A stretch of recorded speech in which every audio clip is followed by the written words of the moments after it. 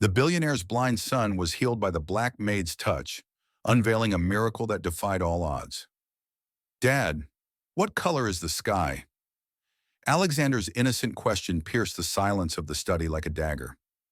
William Hargrove, a renowned lawyer defending massive corporations, felt his chest constrict. How could he describe colors to eyes that had never glimpsed the light? Alexander was only 9 years old, residing in a sprawling estate, yet his world remained utterly dark.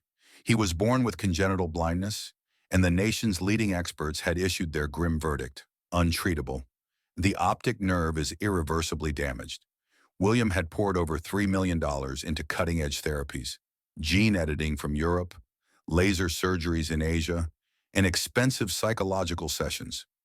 Nothing yielded results. His son still navigated the vast home with outstretched hands, colliding with furniture, forever reliant on guidance. If this tale of triumph against impossibility grips you, hit subscribe now. Tell us in the comments where you're watching from and what time it is there, because the events unfolding in this household will shatter your every belief in the possible. Chapter 1. Eternal Darkness. The billionaire's blind son was healed by the black maid's touch, unveiling a miracle that defied all odds. Dad, what color is the sky? Alexander's innocent question sliced through the quiet of the study like a razor. William Hargrove, the hotshot lawyer who bulldozed courtrooms for Fortune 500 giants, felt his gut twist. How the hell do you paint a picture of blue for a kid who's never seen a damn thing? Alexander was just 9, kicking around in a sprawling mansion that screamed old money, but his whole world was pitch black. No light, no shadows, just endless void. Born with congenital blindness, the kid had drawn the short straw from day one. Top docs from coast to coast had poked and prodded, running scans that cost more than most folks' houses, only to shrug and deliver the gut punch verdict: untreatable. The optic nerve's shot, irreversibly damaged, one specialist had said, flipping through charts like it was no big deal. William wasn't buying it. He was the guy who turned losing cases into slam dunks, the one partners called when billion-dollar deals hung in the balance. If money talked, he'd make it scream. He'd shelled out over $3 million on every cutting-edge fix under the sun. Gene therapies were flown in from Swiss labs, where white-coated geniuses tinkered with DNA as if it were Lego. Laser surgeries in Tokyo, with surgeons who wielded beams finer than a hair. Even those pricey psych sessions in New York, where shrinks charged $1,000 an hour to help Alex cope with his limitations.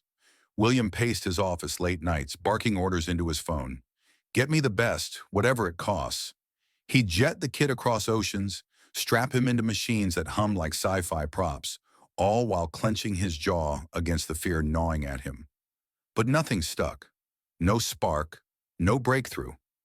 Alexander still fumbled through the halls, arms outstretched like feelers, banging shins on coffee tables and tripping over rugs that cost a fortune.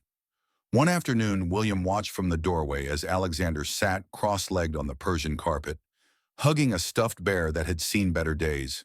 The kid's face tilted up, listening to the world he couldn't see. Birds chirping outside the floor-to-ceiling windows, the distant hum of the city. Dad, does the grass feel green? Alexander asked, his voice small but probing, like he was piecing together a puzzle with missing parts. William swallowed hard, forcing a grin that didn't reach his eyes. It's soft, buddy. Kinda like velvet, but alive. Lies wrapped in half-truths. He hated it, but what else could he say? Admitting defeat wasn't in his playbook. Nights were the worst. William would slump in his leather armchair, scotch in hand, staring at medical reports stacked like accusations on his desk. Why can't I fix it? He'd mutter, slamming a fist down. He was the powerhouse attorney who'd stared down CEOs and won, the guy who built an empire from nothing. But here, in his own home, he was powerless. Alexander's blindness wasn't just a medical glitch. It was a chink in William's armor, a reminder that not everything bent to his will or his wallet. The kid adapted in his own way, mapping the mansion with echoes and touches, but it broke William every time Alexander reached for something and missed. Sorry, Dad, the boy would mumble after knocking over a vase, his cheeks flushing, even though he couldn't see the mess. William would scoop him up, ruffling his hair. No sweat, champ. We'll get through this. But inside, rage simmered. He'd fire off emails to more experts, upping the ante. Double the budget, find a way. Yet deep down, doubt crept in. What if this was it? A life of darkness for his only son, no matter how many zeros he threw at it. William glanced at the family photo on his desk. Him, Alexander, and the space where his late wife should be. She'd have known what to do, how to soothe the ache. But she was gone, leaving him to fight this battle solo. He straightened up, jaw set. Money had always been his weapon. It had to work, eventually. Alexander deserved the world, and William would burn through every dime to give it to him. As the sun dipped low, casting shadows William could see, but Alexander never would, the boy wandered into the study again. Dad, tell me about the stars. William's heart cracked a little more. They're like diamonds, kiddo, twinkling up there, just waiting for you. But the lie hung heavy, and for the first time, William wondered if wishing on them was all he had left. Loretta Jenkins stepped through the grand double doors of the Hargrove mansion, her worn sneakers squeaking faintly on the marble floor. At 60-something, with silver hair pulled into a tight bun and hands rough as sandpaper from decades of scrubbing other people's messes, she wasn't fazed by the opulence. She'd seen plenty of these setups back in her day. Big houses, hiding small hearts. The agency had sent her here on short notice, promising steady pay and room in the back quarters. Just clean and keep your head down, they'd said. Loretta nodded, clutching her faded duffel bag like an old friend. William Hargrove barely glanced up from his desk when the butler ushered her in. Papers sprawled everywhere, his tie loosened like he'd been wrestling a bear. You're the new help? He barked, eyes flicking over her uniform. Plain blue, nothing fancy. Loretta stood straight, meeting his gaze. Yes, sir, Loretta Jenkins. Ready to get to work. Her voice carried that southern lilt, warm but firm, honed from raising kids and facing down bosses who thought they owned the world. He waved a hand dismissively. Butler'll show you the ropes. Floors, bathrooms, the usual. And stay clear of my son. He's got enough on his plate without distractions. William's tone sliced like a paper cut, cold, assuming she was just another invisible cog. Loretta bit back a retort, her jaw tightening. She'd marched in civil rights protests back in the 60s, cleaned for families who treated her like furniture, and buried a husband too young from factory work. This guy? Just another suit who measured worth in dollars.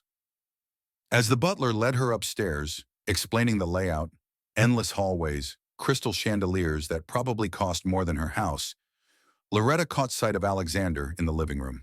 The boy sat huddled in a corner, skinny arms wrapped around a teddy bear, his unseeing eyes staring at nothing.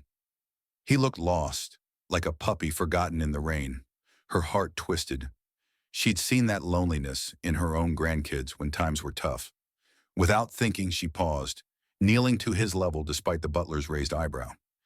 Hey there, sweetie, she whispered, her voice soft as fresh laundry. What's your name? Alexander's head tilted toward the sound, curious but cautious. Alexander, he murmured, fingers tightening on the bear. You sound kind. A tiny smile cracked his face, the first real one in weeks, lighting up his features like a flickering bulb. Loretta felt a warmth spread in her chest. She knew that spark, the one that said a kid just needed someone to see them, really see them. From the hallway, William's voice boomed like thunder. What the hell's going on here? He stormed in, face flushed, phone still clutched in his hand from whatever deal he was sealing. I said, stay away from my son. His eyes narrowed at Loretta, sizing her up like she was a stain on his perfect life. She rose slowly, hands clasped in front. Just saying hello, sir. The boy seemed lonely. William snorted, crossing his arms. He's got specialists for that. Top dollar pros. Doesn't need chit-chat from the cleaning lady. The words stung, but Loretta swallowed them down, her throat tight. She'd heard worse, much worse, from folks who looked down their noses at her skin, her background. But seeing Alexander's smile fade, his shoulders slumping as he turned away, that hit harder. Understood, Mr. Hargrove, she said evenly, picking up her mop bucket. Inside, though, fire simmered. This man threw money at problems like confetti, but couldn't spot the real fix staring him in the face. A little compassion. As she headed to the kitchen to start scrubbing counters, William muttered to the butler, "Make sure she sticks to her lane. Last thing we need is some unqualified meddler." Loretta overheard, her grip tightening on the sponge until her knuckles whitened. Unqualified? Her grandma had healed folks in the community with remedies passed down through generations, when doctors turned them away. But she kept moving, wiping down surfaces with deliberate strokes, her mind racing. Alexander's smile lingered in her thoughts, a glimpse of light in his dark world. By evening, as she unpacked in her tiny room out back, bare walls, a single bed, the hum of the AC her only company, Loretta sat on the edge of the mattress, rubbing her calloused hands. William's disdain echoed, but she pushed it aside. She'd faced bigger walls. For now, she'd clean, observe, wait. But that boy's loneliness? It called to her like an old song, one she couldn't ignore forever. Loretta wiped down the banister with a rag soaked in lemon cleaner, her ears perked for any sign of William's heavy footsteps. The mansion felt like a tomb most days, but mornings brought a sliver of peace when the boss was buried in calls. She spotted Alexander lingering in the hallway, his small frame pressed against the wall, listening to the world hum around him. "Morning, sweetie," she murmured, keeping her voice low, like sharing a secret at a family cookout. Alexander's head snapped toward her, a grin breaking through. "Loretta, you're back." His words tumbled out eager, like he'd been waiting all night. She glanced over her shoulder. No butler, no William. "Course I am, kiddo. Folks like me don't bail easy." She knelt, pretending to scrub the baseboard while handing him a soft cloth. "Feel this. It's like the fur on a kitten my grandma used to have." Alexander's fingers explored it, his face lighting up with wonder. "Soft? Like clouds?" Loretta chuckled softly. "You got it. My grandma was a wizard with stories. Back in the day, she'd heal folks nobody else could touch. Said hope's the real medicine." The boy's shoulders relaxed, leaning in closer, as she wove tales of her grandma patching up neighbors with herbs from the yard, turning despair into dawn. William's voice echoed from downstairs, barking into his phone about some deposition. Loretta froze, heart pounding, but Alexander whispered, "Tell me more." She did, her words a lifeline in his dark sea. Stories of black women in her family who fixed what docs called broken, using roots and faith when the world shut doors. "Your grandma sounds magic," Alexander said, his voice hushed with awe. Loretta's chest swelled. She'd seen that spark in kids before, the one that said they were starting to believe in possibilities. Days blurred into a rhythm. Loretta timed her chores around William's schedule, mopping when he was out, dusting when he hunkered in his office. Alexander started seeking her out, his steps tentative but purposeful, guided by the swish of her broom. "Over here," he'd call softly from the garden door. She'd slip outside, bucket in hand, and they'd sit on the stone bench. "Touch these leaves," she'd say, pressing different textures into his palms. Rough oak, silky rose. "World's full of feels, even if you can't see 'em yet." Alexander's laughter rang out, light and free, a sound that made her bite her lip to hide a smile. But inside, resolve hardened. This boy was starving for more than fancy treatments. One evening, as William headed out for a client dinner, suit sharp, cologne heavy, Loretta waited until his car peeled away. She crept upstairs, her pocket heavy with the small jar she'd smuggled in. Homemade ointment, straight from her grandma's recipe. Lavender blooms crushed with mint leaves, and root extracts dug from old family spots. "This stuff's got sunshine bottled up," her grandma used to say, healing eyes that medicine wrote off. Loretta knocked softly on Alexander's door. "It's me, hun." He bolted up from his bed, face eager. "Loretta, Dad's gone?" She sat beside him, unscrewing the jar. The scent wafted, fresh, earthy, like a summer rain. "Close your eyes tight, even though they're already shut to the light. Breathe deep." Alexander obeyed, inhaling slowly. She dipped her finger, gently rubbing the cool mix over his lids, her touch steady as a prayer. "This here's from my folks' ways. Might sting a bit, but trust it." He winced at first, then relaxed, a sigh escaping. "Feels warm, like a hug inside. Loretta's pulse raced. She'd seen this work before, but never bet on it like now. Night after night, she repeated the ritual. William out schmoozing, her slipping in like a shadow. Alexander began describing flickers. There's a glow, Loretta, tiny, like a firefly. Her eyes misted as she massaged the ointment deeper, whispering encouragements. That's the start, baby. Lights fighting back. One dawn, as she polished silver in the kitchen, Alexander wandered in alone, navigating better than before. I can tell when the room's brighter, he confided, excitement bubbling. Like the sun's peeking through. Loretta hugged him quickly, her heart slamming. Proof in his words, the first cracks in his endless night. But risks loomed. William's warnings echoed in her head, his scorn like a whip. Still, she pressed on, the boy's growing hope fueling her fire. As Alexander distinguished a lamp's glow from the room's dim, Loretta knew they'd crossed a line. No turning back now. Loretta flipped open her battered notebook under the dim lamp in her back room, pencil scratching dates and details like a lifeline. April 5th. Alex spots light shifts in the hall, first time without bumping the vase. She snapped a quick photo on her old phone, capturing the boy's tentative smile as he navigated the space. Arms less outstretched, steps surer. Her hands shook a bit. This wasn't just notes. It was proof. Armor against the storm she sensed brewing. Alexander's progress fueled her. His world was cracking open bit by bit, but she kept it locked tight, away from William's prying eyes. Upstairs, Alexander paced his room with newfound swagger, pausing at the window where faint outlines teased his vision. Loretta? He called softly when he heard her vacuum hum nearby. She poked her head in, glancing down the hall. No sign of the boss. Right here, sugar. What's cooking? He beamed, pointing vaguely. I can make out your shape from across the room now, like a shadow, but friendly.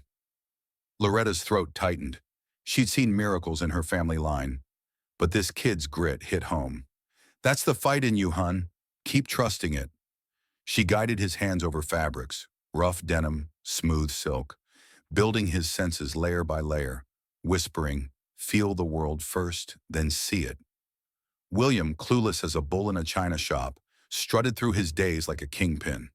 At a swanky partner dinner downtown, crystal clinking and steak sizzling, he leaned back in his chair, cigar smoke curling.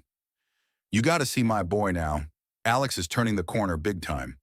The table of suits nodded, impressed. What's the secret, Hargrove? Some new doc? William grinned, all teeth and ego.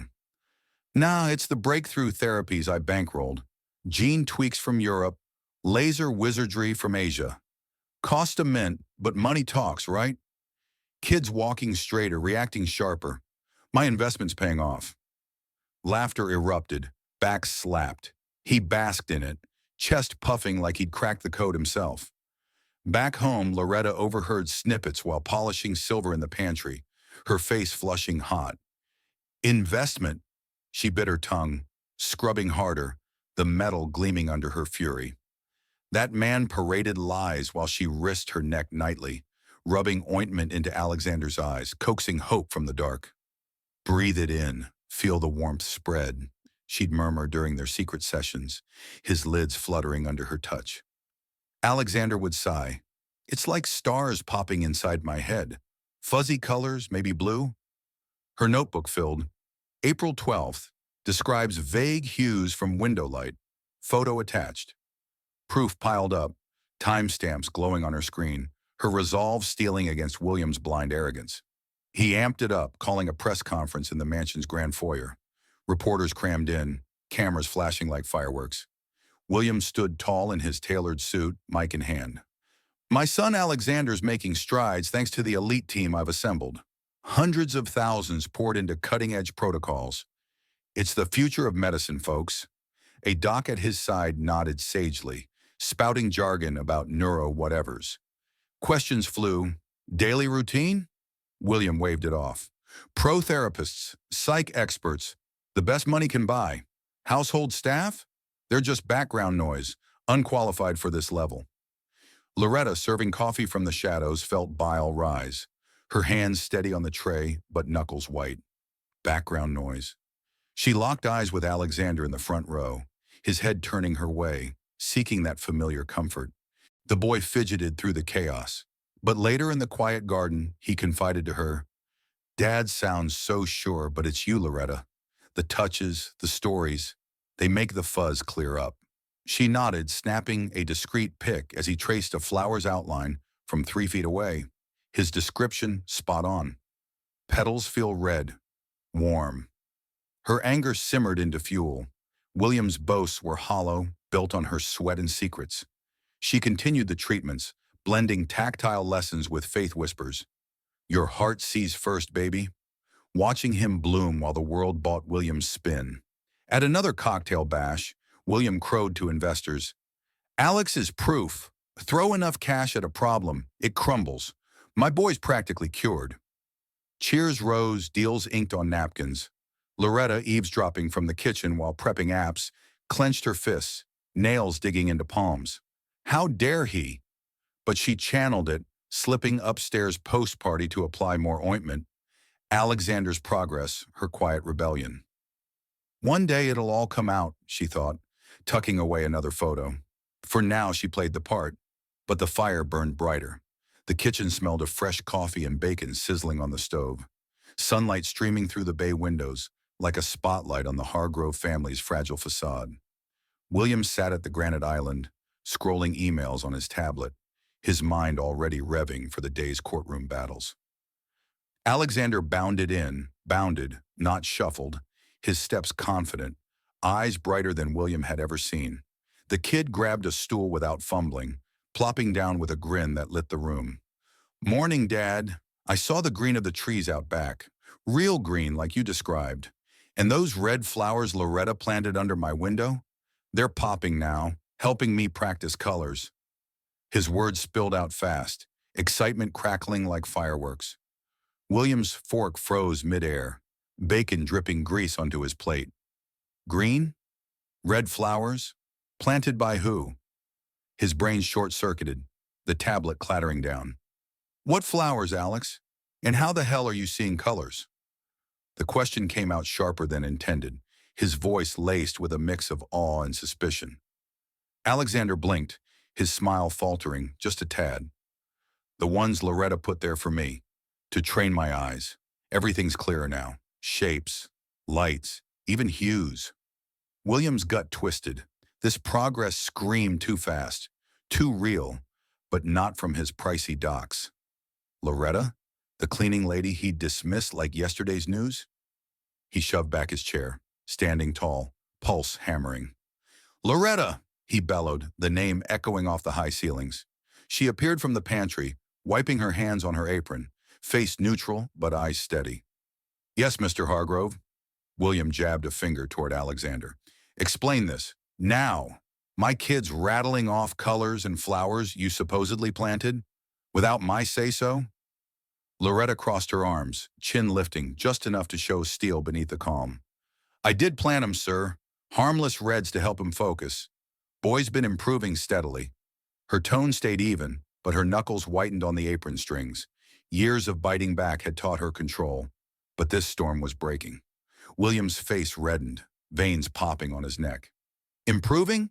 From what? Your chit-chat? I told you to stay in your lane." He paced, mind racing through the press conferences, the boast to partners about his investments paying off. If this was her doing? No, couldn't be. Alexander piped up, voice small but firm. "Dad, it's true. Loretta's the one." William whirled on him. "Stay out of this, kid." But the boy's words hung heavy, cracking his denial. Loretta reached into her pocket, pulling out the worn notebook, its pages dog-eared from constant flips. "Here, see for yourself." She thrust it forward, flipping to entries scrawled in neat script. Dates, times, milestones. March 20th, Alex spots light versus shadow. April 3, recognizes my outline from 10 feet. Photos too, on my phone. She swiped open the gallery, holding it up. Time-stamped shots of Alexander touching leaves, describing glows, his face transforming from lost to alive. William snatched the phone, scrolling furiously, his breath hitching. Images of his son beaming, navigating rooms solo, even crude drawings of blurry shapes. This, this is bullshit, he muttered, but his voice cracked, doubt creeping in like fog. How? He demanded, tossing the phone back, eyes boring into hers. You're no doc, just the help. Loretta's jaw clenched, swallowing the bile rising. Help? She'd raised generations on grit, healed kin when systems failed. Not with fancy degrees, sir. With love and my grandma's remedies. Ointments from herbs she swore by. Lavender, mint, roots that pull light back. Applied 'em nightly, taught him to believe in himself. Your cash couldn't buy that faith. Her words landed like punches, each one stripping his ego bare. William reeled, flashing back to his smug toasts at dinners, claiming credit for miracles he hadn't touched. Alexander stood, moving between them, his gaze, actual gaze, locking on William. It's her, Dad. Loretta made me feel like I deserved to see the world. Not the needles or the trips, her. The confirmation sliced deep, William's world tilting. His son choosing her, over him. Rage boiled over, mixed with humiliation. You meddled behind my back? Undermined everything? Loretta held her ground, voice unwavering. I healed what you ignored. The boy's heart. Money doesn't fix lonely. William's fist balled, the air thick with unspoken threats. But deep down, cracks formed in his iron facade. This wasn't just progress, it was exposure, his lies teetering on the edge. Chapter 6. The truth explodes. William's phone buzzed like a hornet's nest on his desk, notifications piling up faster than he could swipe. He ignored it at first, nursing a scotch in his study, replaying the kitchen showdown in his head. Loretta's notebook. Alexander's betrayal slicing deeper than any courtroom loss. But when the device lit up with his PR guy's name, he snatched it, gut churning. What? He snapped. The voice on the other end stammered, breathless. Boss, it's hitting the wires. Chicago Tribune's got a bombshell. Wealthy lawyer lies about son's miracle cure. Steals credit from black housekeeper. They've got docs, photos, the works, socials exploding, Rowdy Hargrove fraud trending. William's glass slipped, shattering on the hardwood, amber liquid pooling like blood. It started with that nosy reporter from the presser, a sharp-eyed woman who'd lingered, jotting notes while eyeing Alexander's glances toward Loretta. She'd smelled bullshit in William's boasts, digging quietly at first, cross-checking timelines of the boy's breakthroughs against William's hired gun treatments. Then came the tip, Alexander's innocent chatter at a school eval, overheard by a staffer. Loretta's the one who fixed my eyes with her grandma's stuff, the kid had said, proud as punch. Word spread like wildfire. The reporter hit pay dirt when a leaked scan of Loretta's notebook surfaced anonymously. Pages of dates matching Alexander's leaps, not the doc's pokes. No direct hand from Loretta. The truth just snowballed. Alexander's words the spark. Headlines screamed across screens. Elite lawyer exposed. Robbed glory from humble heroine who healed his blind son. Viral clips looped William's smug conference quips, juxtaposed with grainy notebook shots. Alexander's smiling progress under Loretta's watch. Twitter, X lit up. Rich white dude claims miracle, but black maid did the real work. Justice for Loretta. Memes flew, his face photoshopped onto fraudsters, likes racking up by the millions. William paced, slamming his fist into the wall, knuckles splitting. This can't be happening, he growled, but it was. Clients bailing left and right, emails flooding. We're out, Hargrove. Can't tie our rep to this mess. His firm crumbled like a house of cards. Partners conferenced in panic, voting him out as managing director by noon. Your ego tanked us, one snarled over Zoom, faces pixelated, but fury clear. Big Core yanked retainers, millions evaporating overnight. Lawsuits piled on, fraud claims from investors who'd bought his miracle dad shtick, class actions brewing from duped donors to his therapy funds. Bank accounts froze under scrutiny. Auditors swarmed, tallying losses at 70% of his empire. Stocks tanked, properties mortgaged to the hilt. William stared at his laptop, refresh after refresh, showing his net worth hemorrhaging. his jaw locked to stifle a roar. He'd built this from scratch, wheeling deals in boardrooms, but one leak and it vaporized. Alexander burst in, face pale, clutching his tablet with shaky hands. "Dad, everyone's talking about us. Why is it saying you lied?" The boy's eyes, clear, accusing, bored into him. No more blind haze. William reached out, but Alexander flinched back, hurt flashing.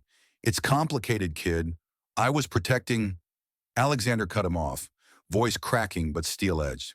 "No, Dad. You took credit for what Loretta did. She gave me hope, real hope. Not your money or trips. She made me believe I mattered."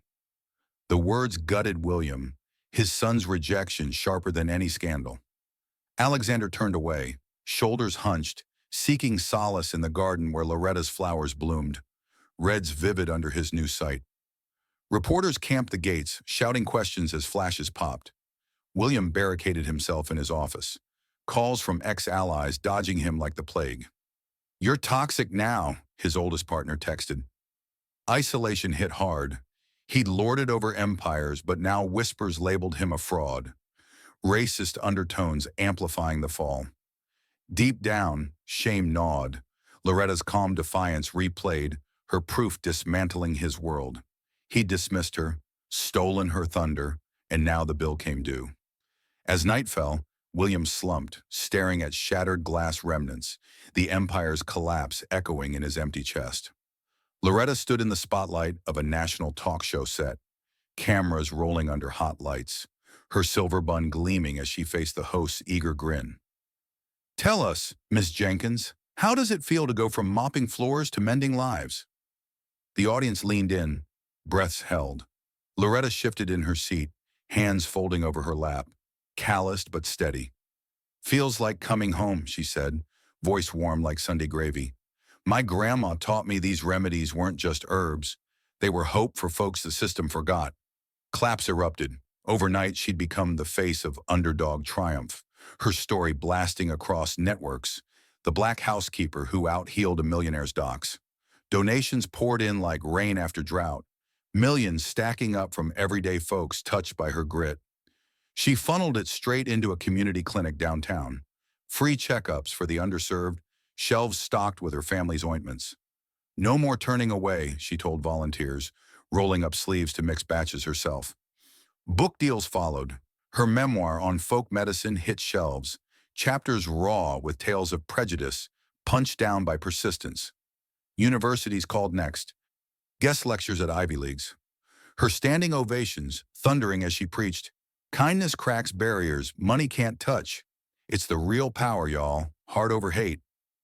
William, meanwhile, hunkered in a modest ranch house on the city's edge.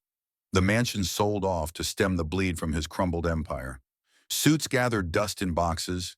He traded boardrooms for quiet mornings, sipping black coffee while scanning job listings. Consulting gigs, nothing flashy. The scandal's aftershocks lingered. Whispers at the grocery store, old pals ghosting calls. But the real gut punch was Alexander's distance. The boy's eyes, now crystal clear, averting during rare visits. William stared at faded photos, regret gnawing like a bad tooth. "Screwed it all up," he muttered, fists clenching. Humility hit hard, forcing him to face the mirror. Ego had blinded him worse than any nerve damage. One drizzly afternoon, he pulled up to Loretta's clinic, gravel crunching under tires, a single lavender bloom clutched in his trembling hand. Plucked from her garden's edge, its scent cutting through the rain. She was out front, tending herbs in overalls, dirt under nails. William approached, hat in hand, throat tight. "Loretta, I was wrong. Dead wrong." His voice cracked, eyes dropping to the flower. "About everything. You, Alex, what matters?" She straightened, wiping her hands on her thighs, gaze piercing but not unkind. "Ain't me you owe that to, Mr. Hargrove. Apologize to your boy. And yourself. Worth ain't in wallets. It's in the heart you show up with." Alexander dashed through the clinic's backyard later that day, laughter pealing as he chased butterflies under the sun, his vision sharp, colors popping vivid, no more haze. He sketched wild drawings now, crayons flying across paper, reds like Loretta's flowers, blues like endless skies. William watched from afar during pickups, rebuilding bridges brick by brick. Game night sans distractions, real talks over burgers. "I'm sorry, kid," he'd said one evening, voice raw. "Thought cash fixed everything. But you taught me, Loretta taught me, it's love that lights the way." Alexander hugged him fiercely, trust mending slowly but surely, their bond strengthening in the simplicity. As the sun dipped, Alexander bolted across the grass again, arms wide, whooping at the world he could finally claim. William cracked a real smile, the lesson sinking deep. Miracles sparked when bias bowed to compassion, turning darkness to dawn. And that's the story of how a simple act of kindness shattered walls of pride and prejudice, reminding us all that true miracles aren't bought with money.